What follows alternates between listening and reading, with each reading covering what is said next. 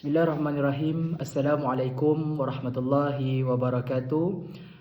Saya Muhammad Aiman Hakim bin Alwi dan rakan seperjuangan saya Muhammad Afiq Anwar bin Abdul Razak. Kami berdua daripada Option Pendidikan Islam pada hari ini akan membentangkan tugasan 3, iaitu di bawah tajuk Analisis Keutuhan Wacana dalam Penulisan Akademik, Kemahiran Membuat Rujukan dan Kejelasan dalam Penulisan, di bawah tugasan daripada Cik Jono, kod mata pelajaran GWC 1042 Penulisan Akademik. Oleh itu, artikel yang kami ambil sebagai analisis kepada pembentangan kami pada hari ini iaitu di bawah tajuk Perspektif Feminis dalam Isu Homoseksual. Seterusnya, saya akan memperkenalkan kepada semua berkenaan aspek penganalisian terhadap artikel pada hari ini yang kami akan bawakan. Iaitu pada hari ini saya akan bawakan keutuhan wacana dalam penulisan akademik kepada artikel yang kami ambil, dan Afiq Anwar akan mengambil kemahiran membuat rujukan dan kejelasan dalam penulisan. Baiklah, tanpa membuang masa, saya teruskan kepada gerak kerja saya yang pertama, iaitu keutuhan wacana dalam penulisan akademik. Pada hari ini saya akan memecahkan tajuk ini kepada 4 aspek, iaitu keutuhan semantik, keutuhan leksikal, keutuhan gramatikal dan terakhir sekali keutuhan fonologi. Baiklah, pada hari ini apabila kami melihat artikel ini, kami dapat pecahkan kepada keutuhan semantik kepada 4 cabang, iaitu apa yang kami lihat di sini di dalam artikel yang kami bawakan, iaitu Perspektif Feminis dalam Homoseksual. Kami mendapati terdapat 4 cabang dalam keutuhan semantik. Yang pertama, hubungan sebab dan akibat, di mana kami lihat di bawah pengenalannya terdapat ayat seperti homoseksual sama ada gay atau lesbian adalah perbuatan yang dinamakan zina. Zina adalah perbuatan haram yang amat dimurkai Allah jika dilakukan dalam kalangan hamba-Nya. Apabila kita lihat ayat ini, jelaslah apabila kita lihat iaitu sesuai dengan cabang yang pertama, iaitu hubungan sebab dan akibat. Seterusnya, hubungan sebab dan hasil. Contoh yang kami bawakan dalam petikan ialah sudah tentulah pengharaman zina oleh Allah adalah disebabkan kesan buruk yang berlaku kepada manusia. Selain itu juga, zina seperti gay dan lesbian memusnahkan hidup masyarakat yang telah digariskan oleh agama. Kata kuncinya ialah memusnahkan, itulah menunjukkan hubungan sebab dan hasil dalam ayat ini. Seterusnya, hubungan memperkuatkan isi. Dalam teks yang kami bawakan dalam artikel tersebut, ada mengatakan bahawa perkataan lawan bagi homoseksual adalah heteroseksual, yang bermaksud keadaan tertarik pada jenis kelamin yang berbeza. Perkataan homoseksual sering digunakan untuk seks sesama lelaki, manakala untuk seks sesama wanita disebut sebagai lesbian. Apabila kita melihat pada hari ini, homoseksual itu dikatakan di dalam 2 ayat yang berbeza. Terdapat juga homoseksual diulangkan 2 kali, bermaksud jelaslah bahawa di sini hubungan memperkuatkan isi sesuai dengan teks yang kami bawakan. Seterusnya, hubungan syarat dan hasil. Ayatnya, perjuangan golongan ini untuk membela serta membenarkan perbuatan homoseksual adalah tidak selaras dengan Islam kerana terdapat dalil qat'i tentang pengharamannya. Implikasi kajian menunjukkan perjuangan golongan feminis ini wajar diperhalusi dan diberikan perhatian serius kerana pemikiran kesamarataan gender adalah bukan berasal daripada agama Islam, malah ia berasal daripada tradisi masyarakat barat. Maka di sini ayat ini kita sudah nampak dan jelas lagi bahawa hubungan syarat dan hasil ada di dalam petikan tersebut. Seterusnya, hubungan leksikal. Kami mendapati bahawa hubungan leksikal dalam artikel yang kami ambil terdapat 4 cabang juga, iaitu kolokasi, hiponim, pengulangan dan homonim. Cabang yang pertama iaitu kolokasi, iaitu dalam teks ada mengatakan iaitu perjuangan tentang gay dan homoseksual turut berlaku di Malaysia dengan penganjuran program Seksualiti Merdeka 2019 dan Majlis Program Negara dan NGO.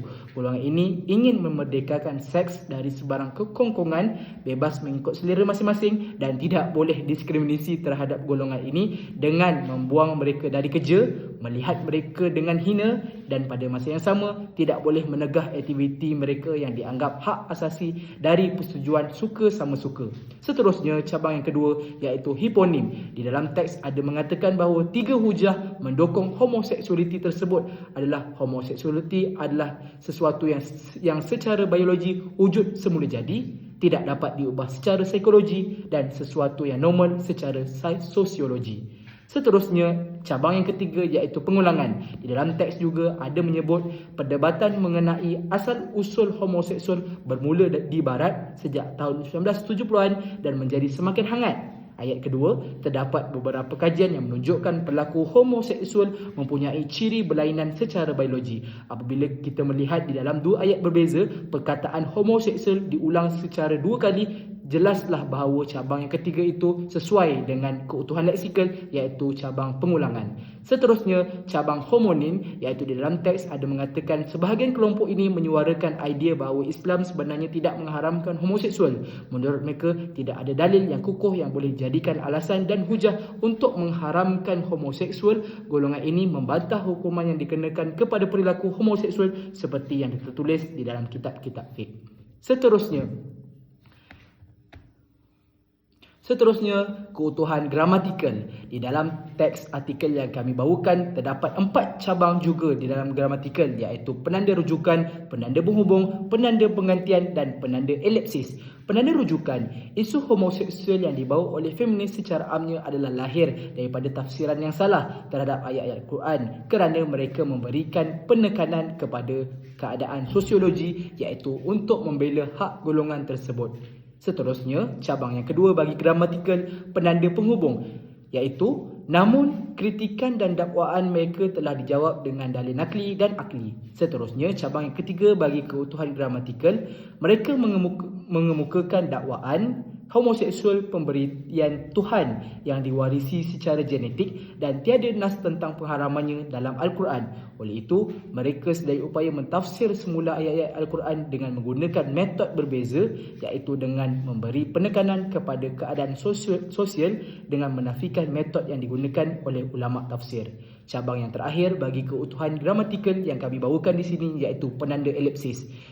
Di dalam teks juga terdapat satu contoh penanda elipsis iaitu seseorang ahli sosiologi Stephen Goldberg 1994 mengatakan bahawa faktor utama wujud gejala homoseksualiti adalah persekitaran. Virtually all of the evidence argues against there being a determinative psychological causal factor, and I know of no researcher who believes that such determinative factors exist. Such factors play a predisposing, not a determinative role. I know of no one in the field who agrees that homosexuality can be explained without reference to environmental factor. Seterusnya, bagi keutuhan wacana yang terakhir iaitu keutuhan fonologi, kami pecahkan di sini terdapat 2 cabang yang di dalam artikel kami iaitu cabang yang pertama, hentian suara dan cabang kedua, intonasi dan nada suara. Hentian suara kami dapati di dalam teks ada mengatakan bahawa sememangnya di Amerika Syarikat dan umumnya di Barat terdapat manipulasi fakta bahawa seseorang gay atau lesbian memang dilahirkan sejak semula jadi dengan kecenderungan homoseksual. Oleh itu, persoalan sebenar yang mesti dikaji terlebih dahulu secara adil ialah adakah sains dapat membuktikan bahawa terdapat gay gen dalam diri seseorang homoseksual? Talif Muammar 2006. Pecahan kedua yang kami lihat di sini iaitu intonasi dan nada suara. Iaitu apa yang kami jumpa di dalam teks iaitu persoalan pertama yang perlu dijelaskan adalah benarkah anggapan bahawa homoseksualiti adalah pemberian Tuhan, dan jelaslah di sini bahawa ayat ini menunjukkan bahawa ayat soalan dan sesuai dijadikan cabang kedua intonasi dan nada suara. Maka berakhirlah gerak kerja saya sebagai membentangkan satu daripada ketiga penganalisian iaitu keutuhan wacana. Seterusnya saya serahkan kepada rakan seperjuangan saya iaitu Afiq Anwar bagi membentangkan dalam penganalisian terhadap kejelasan dalam penulis akademik dan kemahiran dalam membuat rujukan. Dipersilakan. Bismillahirrahmanirrahim. Assalamualaikum warahmatullahi wabarakatuh. Terima kasih kepada rakan seperjuangan saya iaitu Aiman Hakim atas pembentangan tajuk pertama yang begitu peta dan jelas. Kini tiba masanya giliran saya untuk menjelaskan topik kedua iaitu kemahiran membuat rujukan.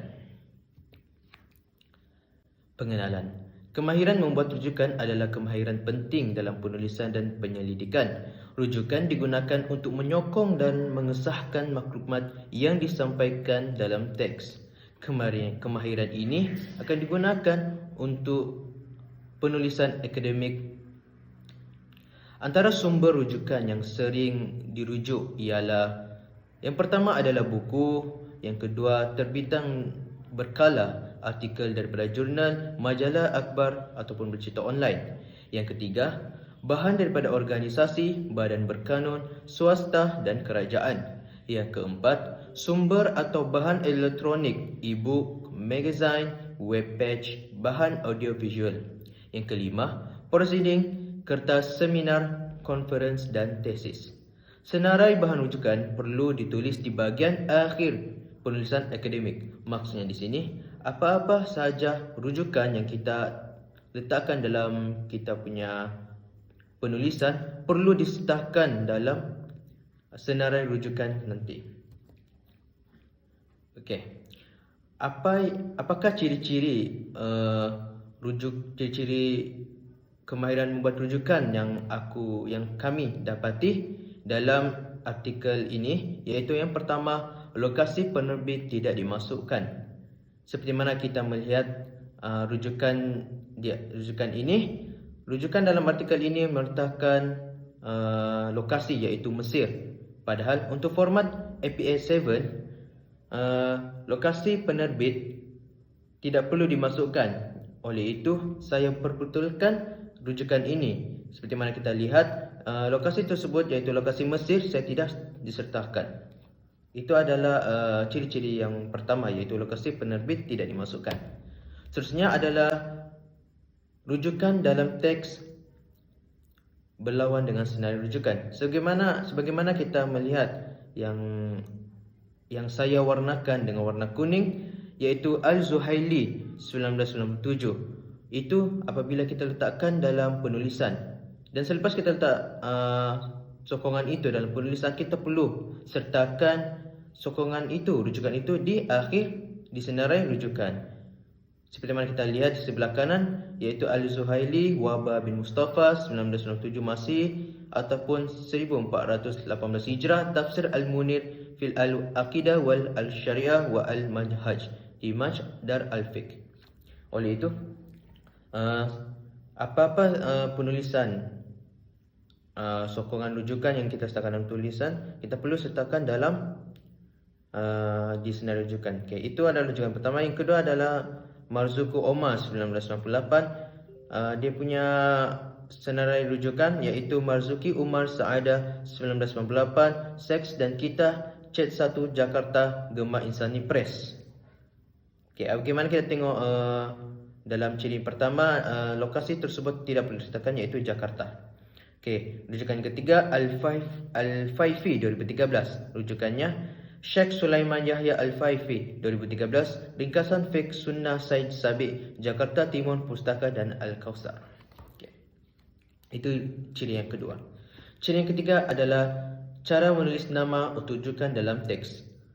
Format APA7 meletakkan dua cara, iaitu parenthetical citation dan narrative citation. Parenthetical citation iaitu nama penulis diutamakan. Saya ambil ayat dari artikel iaitu Irsyad Manji 2004 dalam buku bertajuk The Problem with Islam Today, menyatakan bahawa homoseksualiti adalah pemberian Tuhan kepada orang-orang yang sememangnya ditakdirkan menjadi homoseksual. Maksudnya di sini pendapat Irsyad Manji iaitu dalam buku Problem with Islam Today, dia menyatakan bahawa homoseksualiti adalah pemberian Tuhan kepada orang-orang yang sememangnya ditakdirkan menjadi homoseksual. Cara ini perlu disertakan nama penulis iaitu Irsyad Manji dan tahunnya 2004, barulah apakah beliau punya pendapat. Okay. Cara kedua adalah narrative citation, iaitu fakta diutamakan. Okey, yang pertama parenthetical citation, kita letakkan nama penulis, lepas tu kita letakkan fakta. Jikalau narrative citation, kita letakkan fakta dahulu baru nama penulis. Okay, sebagaimana saya ambil ayat daripada artikel tersebut, iaitu menurut Imam Ahmad, pelaku zina dihukum rejam jika muhsan, manakala bagi Abu Hanifah pelakunya dikenakan takzir buang negeri. Dalam kurungan Syam Rahayu Abdul Aziz 2012. Di sini kita dapat melihat perbezaan dua cara, iaitu cara yang pertama kita letakkan nama penulis dahulu, seterusnya kita letak fakta. Okey, cara yang kedua kita letakkan dahulu fakta, lepas tu kita letakkan nama penulis. Itu adalah ciri yang ketiga, cara menulis nama untuk rujukan dalam teks. Ciri keempat adalah penggunaan nama rujukan dalam teks dan senarai rujukan. Okey, saya ambil contoh daripada artikel tersebut. Ada 3 rujukan. Okey, nama penuh beliau adalah Amrin bin Jamil, dan rujukan dalam teks kita sertakan iaitu Amrin Jamil dalam kurungan 2001 tutup kurungan. Kalau dalam senarai rujukan kita letakkan Amrin Jamil titik nokta 2001 nokta. Okey, yang kedua adalah Irsyad bin Manji, nama penuh, akan tetapi rujukan dalam teks kita letakkan Irsyad Manji dalam kurungan 2004. Senarai rujukan sama juga Irsyad Manji, cuma perbezaan dia letakkan nokta. Okey, yang ketiga adalah Khalif bin Muammar, nama penuh, rujukan dalam teks Khalif Muammar dalam kurungan 2006, dan senarai rujukan Khalif Muammar titik 2006. Okey, apakah perbezaan dia? Iaitu nama penuh kita letakkan bin, dan kalau rujukan dalam teks senarai rujukan kita tidak perlu letakkan bin. Itu adalah format APS7. Okey, panduan menulis rujukan. Dalam artikel ini terdapat 3 sumber yang kami dapati, iaitu buku, artikel jurnal, dan prosiding kertas seminar, konferensi dan tesis. Okey, kita melihat rujukan buku. Saya ambil contoh 2. Yang pertama adalah Surah Sidis CW 1995, Homosexuality, A Freedom to Faith, Phoenix AZ, Adam Margrave Books. Yang kedua, Jeffrey Stetinover 1996, Homosexuality and the Politics of Truth, Baker Books. Jika kita melihat panduan menulis rujukan untuk buku, yang pertama kita letakkan penulis dia, yang kedua kita letakkan tahun dia, yang ketiga kita letakkan tajuk dia, yang keempat kita letakkan dia punya publisher, dia punya keluaran. Okey. Yang kedua adalah artikel jurnal. Okey, saya ambil contoh 2 juga, iaitu Amrin Jamil 2001, The Story of Lut and the Quran, Perception of the Morality of Same-Sexuality dalam Journal of Homosexuality, bab 1 dalam Quran 1 2001. Okey, rujukan kedua, Moberly Elizabeth 1997, Homosexuality and the Truth, Fasting Volumes 71, March 1997, muka surat 30 hingga muka surat 33. Okey, jika kita melihat artikel jurnal ni, dia lebih kurang sama dengan panduan untuk menulis rujukan buku, iaitu kita letakkan penulis dia, tahun dia, tajuk dia, dan kita cuma letak volume dia, dan kita letakkan muka surat dia. Okey. Yang ketiga adalah proceeding, kertas seminar, konferensi dan tesis. Okey, rujukan pertama adalah Khalif Muammar 2006, atas nama kebenaran tanggapan kritis terhadap wacana Islam liberal Bangi, Institut Alam dan Tamadun Melayu, Universiti Kebangsaan Malaysia. Yang kedua, Rifan Muhammad 2016, Homoseksual dalam Surah Al-A'raf ayat 80 hingga 81 dalam kurungan kritik pemikiran Irsyad Manji, Doctoral Dissertation UIN Wali Songo. Okey, itu adalah topik kedua, iaitu kemahiran membuat rujukan.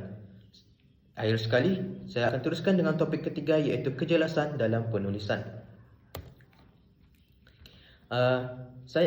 Perkara-perkara yang akan dibincangkan dalam topik ini iaitu ada 4. Penggunaan bahasa formal, penulisan secara objektif, penulisan ayat yang jelas, perkembangan idea secara logik, koheren dan kohesif. Kita lihat satu persatu.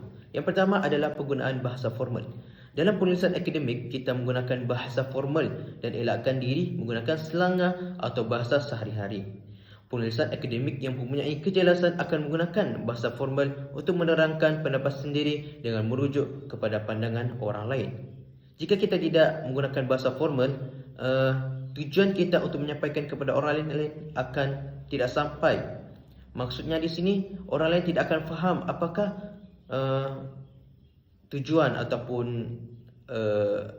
info yang kita mahu sampaikan. Okay. Contoh-contohnya daripada artikel ini iaitu contoh pertama, dia punya ayat, tidak dapat dipastikan sama ada idea ini muncul kesan daripada cara hidup barat yang semakin bercelaru sehingga sebagian orang Islam menjadi korban pengaruh cara hidup ini serta mengalami kebingungan dan keraguan bertindak mencari legitimasi daripada agama untuk membenarkan perbuatan mereka. Jika kita melihat ayat ini sangat formal dan mudah faham untuk pembaca. Okay. Contoh kedua, oleh itu, mereka sedaya upaya mentafsir semula ayat-ayat Al-Quran dengan menggunakan metod berbeza iaitu dengan memberi penekanan kepada keadaan sosial dengan menafikan metod yang digunakan oleh ulama tafsir. Jika kita melihat di sini, kita mudah faham bahawa mereka mencuba untuk menafsirkan semua ayat-ayat Al-Quran dengan cara berbeza, metod berbeza dengan memberi penekanan kepada keadaan sosial dengan menafikan metod yang digunakan oleh ulama tafsir. Yang kedua adalah penulisan secara objektif. Penulisan akademik mempunyai laras bahasa tersendiri yang mempunyai tujuan untuk menyampaikan kebenaran ilmu secara objektif. Perkara utama dalam penulisan secara objektif ialah penggunaan perkataan yang natural dan tidak mengandungi nilai-nilai emotif atau bersifat ambiguity. Perbincangan secara objektif selalunya menekankan perkara-perkara yang serius, konkret dan mantap. Fakta-fakta yang disampaikan disokong dengan bukti yang kukuh. Penulisan secara subjektif pula bermaksud menyampaikan maklumat yang berdasarkan persepsi dan andaian seseorang. Maksudnya di sini penulisan secara objektif ni ialah penulisan yang mempunyai tujuan. Apakah tujuan-tujuan penulisan ini dan mempunyai fakta yang kukuh serta disokong oleh para tokoh. Okey, kita tengok contoh-contoh dia. Okey, contoh yang pertama, Irsyad Manji 2004 dalam buku bertajuk The Problem with Islam Today menyatakan bahawa homoseksualiti adalah pemberian Tuhan kepada orang-orang yang sememangnya ditakdirkan menjadi homoseksual. Okey, objektifnya di sini dia meletakkan sokongan iaitu Irsyad Manji dan tujuannya adalah memberitahu apakah definisi homoseksualiti. Okay, definisinya adalah pemberian Tuhan kepada orang-orang yang sememangnya yang ditakdirkan menjadi homoseksual. Okay. Contoh kedua, tambah Irsyad Manji 2004, beliau tidak pasti sama ada pendapatnya adalah benar dan pendapat ulama adalah salah. Namun beliau mengatakan jika para ulama sangat pasti tentang kebenaran pendapat mereka harus memberikan alasan yang kukuh. Objektifnya di sini sama juga yang contoh pertama iaitu memberi sokongan iaitu Irsyad Manji. Tujuannya adalah menyatakan bahawa pendapatnya ini adalah benar ataupun salah dan ataupun pendapat ulama itu benar ataupun salah. Jika para ulama itu pendapat mereka benar, mereka haruslah memberi alasan ataupun sebab kenapa ia benar. Okey. Yang ketiga adalah penulisan ayat yang jelas. Kejelasan ayat sangat penting untuk memberikan perhatian dalam suatu penulisan akademik akan lebih difahami. Kejelasan isi pula penting untuk menyemak semula panjang pendek ayat. Ayat pendek boleh membantu koheran kesinambungan, sementara ayat panjang membantu kohesi kekuatan tarikan di dalam penulisan akademik. Maksudnya di sini, penulisan ayat yang jelas selalunya akan memberi kita lebih mudah faham apakah penulis untuk memberitahu dalam penulisan mereka, sama ada ayat pendek ataupun sama ada ayat yang panjang. Kita tengok contoh-contohnya. Contoh pertama, perdebatan mengenai asal-usul homoseksual bermula di barat sejak tahun 1997-an dan menjadi semakin hangat. Di sini kita melihat ayatnya sangat pendek, ayat ini sangat pendek. Ayatnya sangat pendek tapi kita faham apakah tujuan dia. Tujuan ayat ini mengatakan bahawa homoseksual ni dia bermula sejak tahun 1970-an dan menjadi semakin hangat. Maksudnya sejak tahun 1970-an homoseksual ini semakin dikenal oleh ramai orang. Okey, contoh kedua, isu homoseksual yang dibawa oleh feminis secara amnya adalah lahir daripada tafsiran yang salah terhadap ayat-ayat Al-Quran kerana mereka memberi penekanan keadaan seksual iaitu untuk membela hak golongan tersebut. Di sini kita nampak ayat yang sangat panjang. Cuma kita faham juga apakah maksud daripada ayat ini. Okay. Yang keempat adalah perkembangan idea secara logik, koheren dan kohesif. Apakah koheren dan kohesif itu? Okay. Kita tengok yang pertama iaitu kohesif. Okay. Tautan atau kohesif ialah keserasian hubungan antara satu unsur linguistik dengan unsur linguistik yang lain dalam sebuah wacana untuk menghasilkan wacana yang mantap. Kohesif juga merujuk kepada idea atau esi yang dijalin rapi hingga menjadi bersepadu. Maksudnya di sini, kohesif ini adalah kesinambungan hubungan antara ayat yang lain kepada ayat lain. Maksudnya di sini, ayat pertama ada tautan dengan ayat kedua dan dia menunjukkan idea yang sangat padu. Okay, kita tengok contoh. Contoh pertama adalah kita tengok ayat yang diwarnakan dengan biru. Homoseksual sama ada gay atau lesbian adalah perbuatan yang dinamakan zina. Ayat yang diwarnakan dengan kuning iaitu zina adalah perbuatan haram yang amat dimurkai Allah jika dilakukan dalam kalangan hamba-Nya. Di sini kita dapat melihat bahawa ada mempunyai tautan terhadap dua ayat ini. Ayat pertama menyatakan bahawa homoseksual ini adalah perbuatan yang dinamakan zina, dan ayat kedua adalah menyatakan bahawa zina ini adalah perbuatan haram. Maksudnya di sini dia ada mempunyai hubungan dengan masing-masing. Okey, kita tengok ayat yang kedua, contoh yang kedua. Isu homoseksual yang dibawa oleh feminis secara hamnya adalah lahir daripada tafsiran yang salah terhadap ayat-ayat Al-Quran kerana mereka memberi penekanan kepada keadaan sosial iaitu untuk membela hak golongan tersebut. Mereka mengemukakan dakwaan homoseksual pemberitahuan yang diwarisi secara genetik dan tidak nas tentang pengharamannya dalam Al-Quran. Oleh itu, mereka sedaya upaya menafsir semula ayat-ayat Al-Quran dengan okey. Di sini kita dapat melihat dua ayat ini mempunyai tautan tentang homoseksual dengan ayat Al-Quran. Okey, apa pula koheran? Okey, koheran dalam penulisan yang koheran, idea-idea diekspresi diuraikan dengan jelas dan dalam urutan logik serta disokong dengan bukti dan contoh. Faktor-faktor ini memudahkan pembaca untuk mengikuti hujah dan tujuan penulis dan penulis artikel itu. Maksudnya di sini koheran adalah idea-idea. Ayat tersebut akan dijelas dengan huraian lain ataupun disokong dengan bukti dan memberi contoh. Tujuannya adalah memudahkan kita iaitu pembaca untuk mengikuti hujah ataupun mudah faham dalam artikel tersebut. Okay, untuk lebih senang kita tengok contoh yang ini. Okay. Ayat pertama, homoseksual adalah kecenderungan tertarik kepada jantina yang sama, iaitu hubungan lelaki dengan lelaki maupun hubungan wanita dengan wanita. Okey.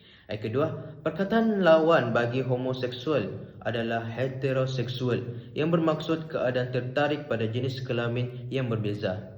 Ayat ketiga, perkataan homoseksual sering digunakan untuk seks sesama lelaki, manakala untuk seks sama wanita disebut sebagai lesbian.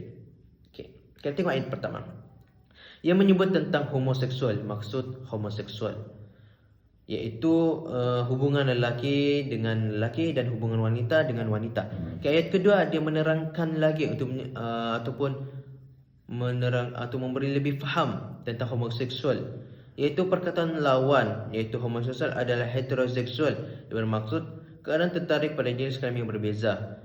Okey, bermaksudnya homoseksual ini mempunyai perbezaan, mempunyai berlawanan iaitu heteroseksual. Okay, ayat ketiga adalah sokongan untuk homoseksual, iaitu daripada Marzuki Omar tahun 1998 menyatakan bahawa perkataan homoseksual sering digunakan untuk seks sama lelaki, manakala untuk seks sama wanita disebut sebagai lesbian.